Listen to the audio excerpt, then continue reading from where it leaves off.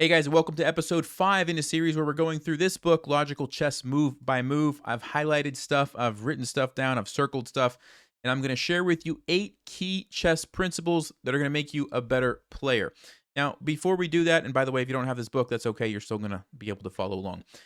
Before we jump in, I need to answer 2 questions that were asked from the last episode. So I'm going to go ahead and switch over to the chessboard here and talk about those. Okay, so the question, and this was the last game that we looked at from last week. And in this position, actually, white played rook to b1. For those of you who saw that video, you'll remember this. If not, basically, the game is going on. White plays rook to b1 to attack the pawn on b7. And the move that was played was b6. And I mentioned, because of what was said in the book, that when you play a pawn move like this, you create weaknesses. Like here and here are weak because the pawn is moved forward. And the question that was asked from Rob is essentially that he was struggling with why this was considered bad. And he makes some good points, because sometimes when you move a pawn, it's good. You're gaining space. You're creating a threat. You're gaining tempo. Other times we say, no, it's a weakness. Don't do it, right? And he said sometimes maybe there's tactical reasons, but in this case, if you plug it into Stockfish, Stockfish actually says, yeah, b6 is a good move. This is probably what Stockfish would play. So how can we say it's a bad move? And it's a very good question. So here's how I like to think about this. When I'm thinking about moving a pawn forward like this, maybe I'll flip it from black's perspective for this.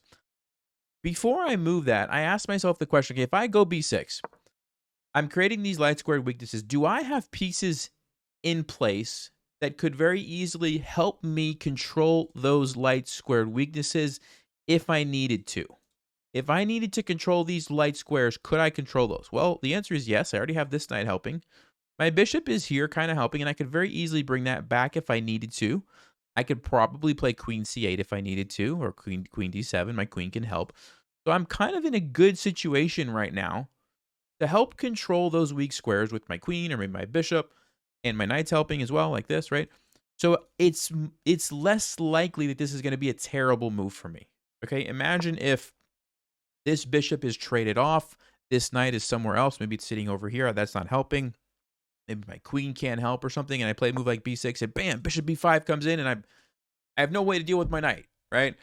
That's a different story, right? And so you really want to think through that before you're making a pawn move. The other thing that I would say is, like, sometimes you just have better options and you can leave the pawn structure intact. Like, for example, maybe queen to c8 would have been a better option here, because now I'm creating a battery here. So I'm giving myself some more options with the bishop over there if I need it. I'm defending with the queen, which means that the knight is still very, very solid. I don't have to worry about the knight. I don't have to worry about this square. And everything just looks nice and pretty. So maybe that was a better option in this case. If you couldn't do that, then maybe you have to play b6, right? Another one to consider would be knight a5. I'm not just defending by playing b6. I'm defending, but I'm also thinking about maybe I'm going to jump my knight in here and it's a more effective square for my knight, right? These are all the things that you want to think about. So good question from Rob, and I did want to touch on that. Let me go back to white for a second. Another question that was very, very similar was the fact that in the game here, white played queen to d2. The question was from, I believe, Conrad, if you're going to try to take advantage of these light squares, shouldn't you play queen to e2 instead to line up like this and maybe get the queen involved over there?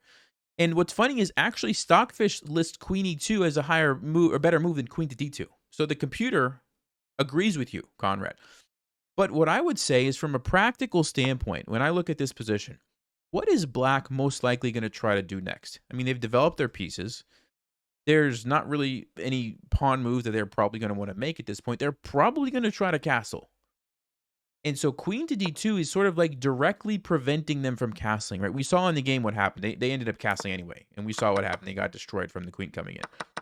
But if they were smart enough to avoid that, we would have just prevented them from castling, which is kind of a big deal. And they probably don't want to castle this way because they've already played b6 and opened up this diagonal, and I don't know what they're going to do with their king, right? So from a practical standpoint, I think queen to d2 creates a lot of problems for black, and that is why the difference between these two moves. Computer move probably would be queen e2. Practical move that I would play in a game if I'm trying to, like, win and outsmart my opponent, queen to d2. Okay, and most of us watching this video are not super grandmasters, so I think it's better to think in terms of practical moves. All right, good questions. I hope that made sense. Oh, and by the way, going back to the game, I said there's no problem right now with the weaknesses here because of the knight and the queen and the bishop. But one of the lines in the game later that I wanted to point out, right here, if black were to played bishop to f5, immediately we see the problem here. You can simply take that, takes, and there you go. You lose the knight, right? And so it can just pop up that quickly. Just a few moves later, everything changes, and all of a sudden you kind of regret having that weakness, okay? So hopefully that makes sense. I know it is a very tricky question. And that's why chess is difficult, right? The answer to this, should I move it, should I not move it? It's not always crystal clear, but hopefully that clears up some things. Now, we are going to jump right into the 8 principles from game number 5. So if you have your book, this starts on page number 35. And let's go ahead and jump in. I'm going to jump back over here. And here we go, folks. So e4, e5, the knight attacks the pawn, black defends. This is super common stuff. This is the Italian game. I know a lot of you guys have played this many times before. Now, principle number 1. He mentions it right here after bishop to c4 was played, but many, many games have ended because of a sacrifice of the bishop on f7, or in black's case, it would be on f2. Okay, many games have ended from this. So the principle is always watch out for sacrifices on f7 from the bishop, especially if you play e4, okay?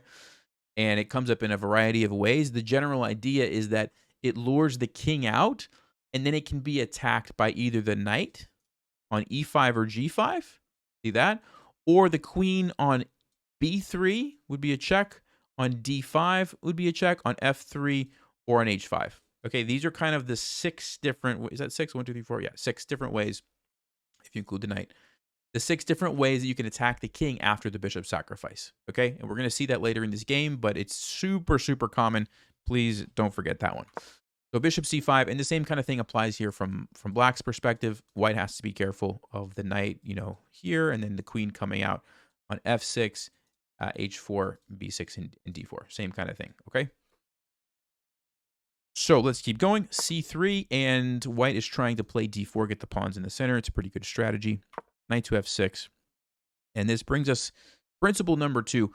When someone attacks one of your pieces, defending might not be the best option. Okay? That's kind of our instinct, and it's not bad to defend.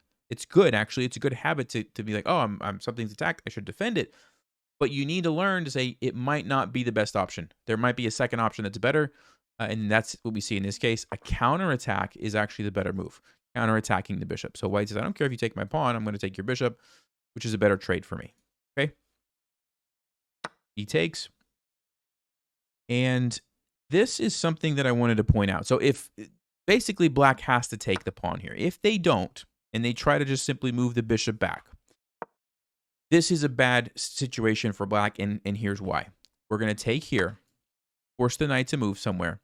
And if the knight captures here, what should you be paying attention to? Something that I already mentioned in this video. All right, well, if you had a chance to look at that, hopefully you said bishop takes f7 check. And this is the perfect example of why we pay attention to that. Okay, bishop takes f7 check, the king takes, queen to d5 check. I'm going to close this window. Queen to d5 check. It was one of those 6 moves, right? And by the way, the knight can't move here. The knight can't move here. It's just going to get captured and you lose a piece. The queen can't move here and can't move here. So you really only have 2 moves to consider out of those 6 moves, right? This one doesn't really do as much. Queen to d5 is check, and it attacks the knight. Okay? King has to move, and you take here. So that's great. But here's the third principle. Sometimes it's better to not sacrifice the bishop and build the threat with the queen. Okay? So this is a good move. And if you saw that, congratulations. But a better move is queen to d5. Oops, not queen to d6, sorry. Queen to d5. And what queen to d5 does is threatens checkmate and also threatens to take the knight on e4. And black's problem is that you can't save both. If you save your knight, like you do something like this, trying to get the rook, who cares? Because white gets checkmate. And if you save the checkmate by, let's just say, castling, well, then you lose your knight.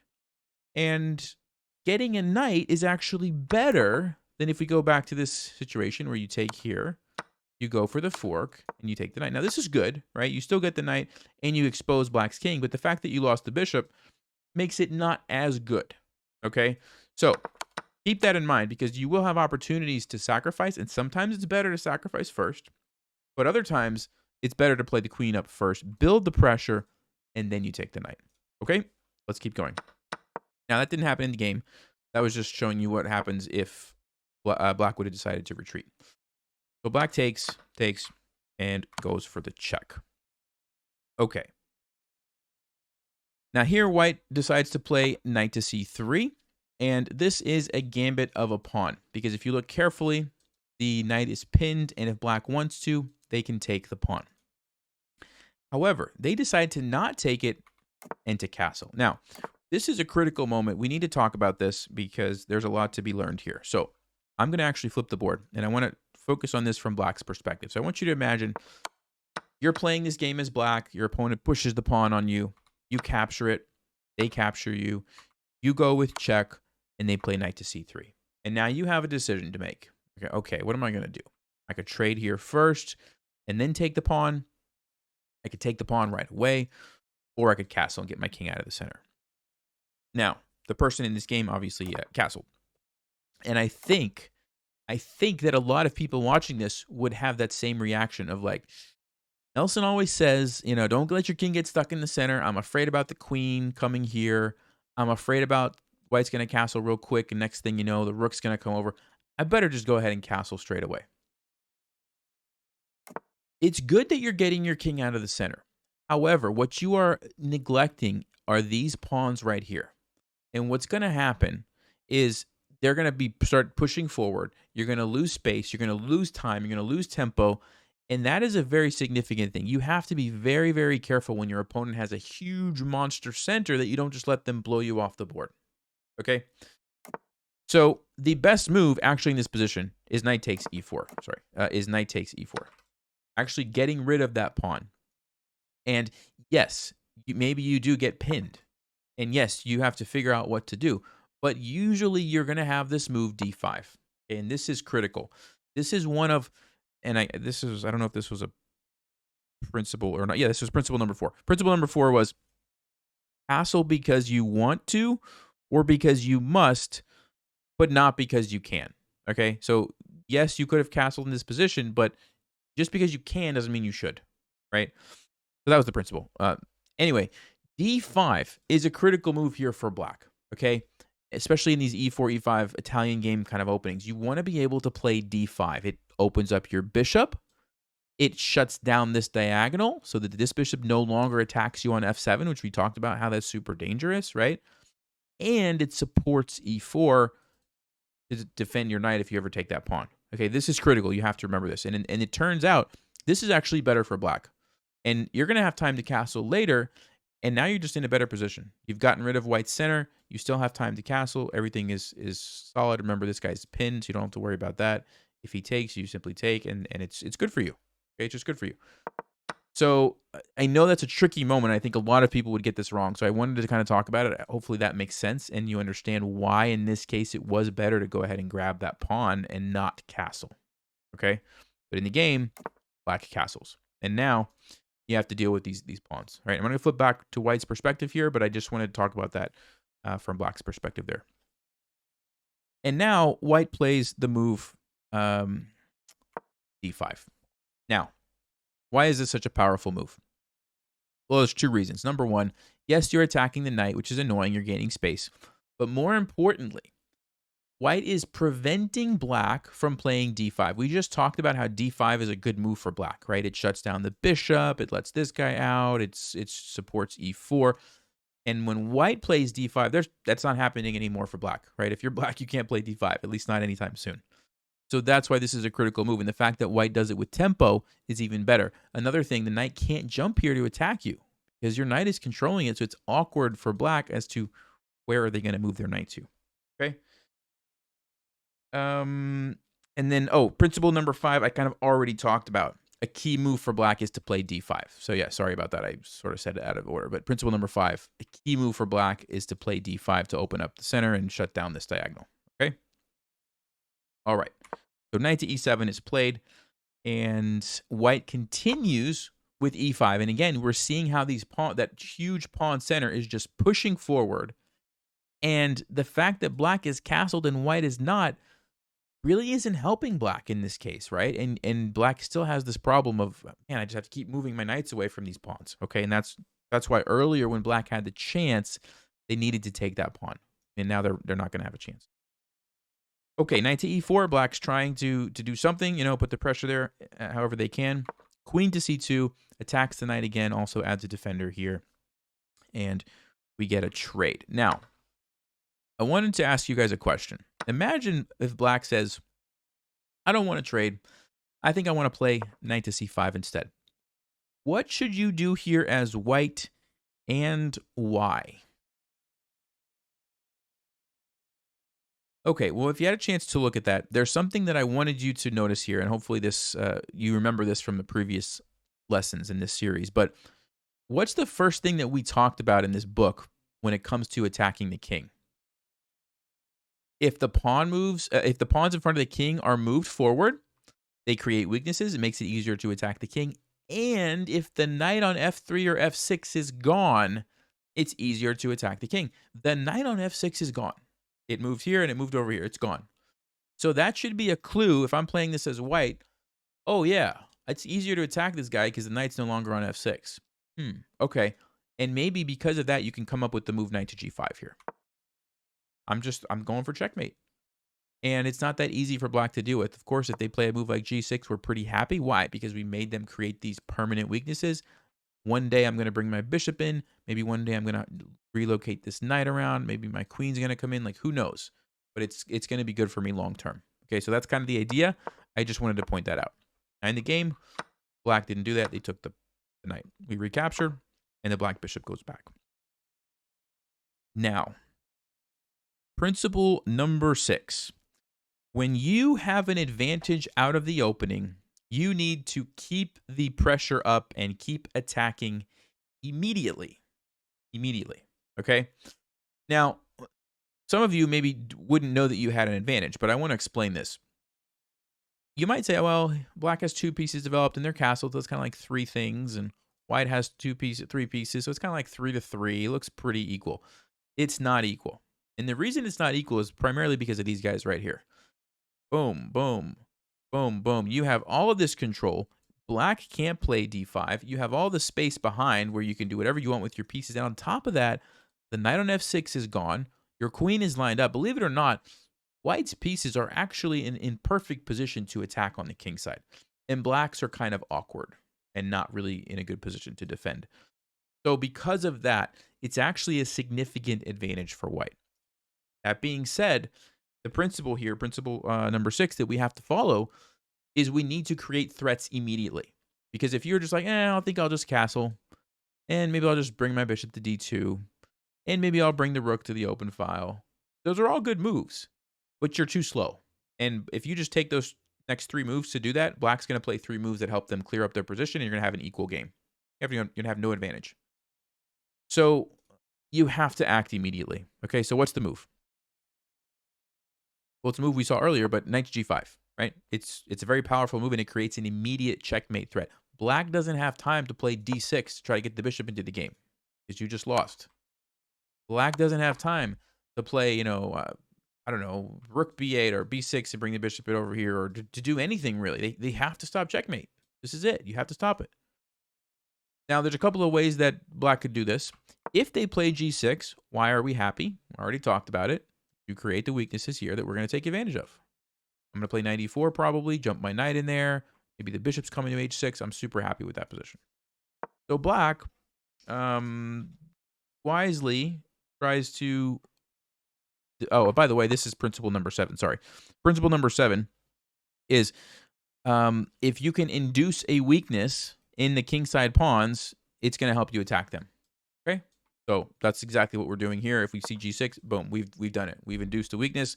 Guess what? It's going to help us attack. Play knight here, jump the knight in, bring the bishop in, and probably checkmate the king very soon. Okay, so that's principle number 7. So black wisely avoids that and plays knight to g6. They're trying to keep their pawns intact, which was a good decision. Okay, it was a good decision. So back to you guys. What do we do now? White to play. If you haven't read the book already, what's the move here? All right, well, if you had a chance to look at that, going back to principle number 6, we have to attack immediately. We have an advantage out of the opening.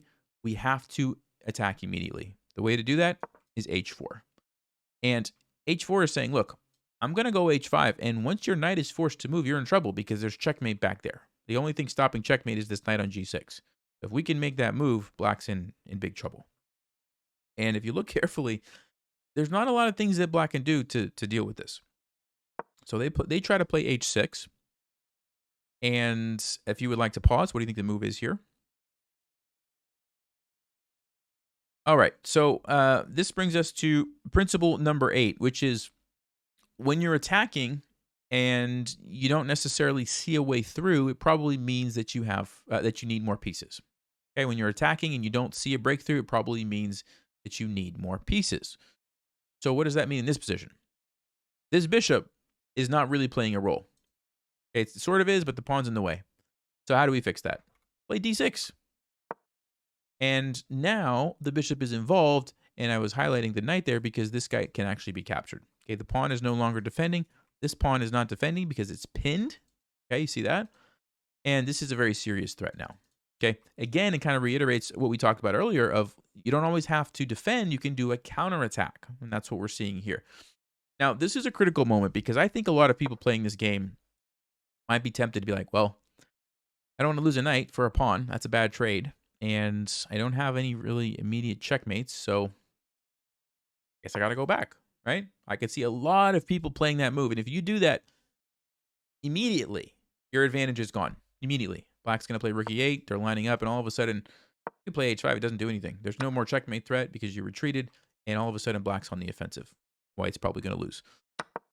It can happen that fast. One defensive move when you need to play an aggressive move, and you're just losing. Okay, so it super precise is what you basically need to be. Okay, so d6 is the move, unleashes the bishop, and at this point, the game's basically over. White is coming through. There's this. There's this. You're about to open up the H file, and feel free to look around, but there's no good moves for black. There's just no good moves. Stockfish says plus 10 for white. So black decides to take. If you'd like to pause, how do you finish off the game here with white? You had a chance to look at that. The move that was played in the game is h takes g5, immediately opening up the rook, which is it's the same as this. You could really play either of these moves.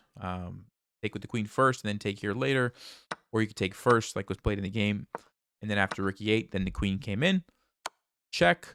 You have to find kind of one more thing here, just sidestep. It was possible to mess up this game if you would have went to d2 and allowed the queen to come in with check, right? But of course, you don't want a queen trade when you're attacking, and as long as you avoid that, you're fine. So king f1, and let's just say black goes queen e8, threatening checkmate. It's a good try. Unfortunately, it's just too slow. How does white finish off the game? You got a chance to look at that. Queen h7 check, and then here's checkmate. So the pawn actually does play a role there, and the game is over. So how did this happen? It's because black missed the opportunity earlier. Let's see. Right here, black missed the opportunity to take that e4 pawn. They didn't understand that that was actually more valuable. And then white pushed forward, gained a bunch of space. And then here, white realized that, hey, I have the advantage. I have to just go on the offensive. And that's what they did. Knight to g5, h4, and black fell apart. Okay? There's some crazy stockfish lines here that black could play to like survive, but practically speaking, 90% of the people in this position with black are going to lose as long as white continues the attack. Okay? That's what happened. And it was just a few more moves. The queen came in, the rook came in, and it was all over.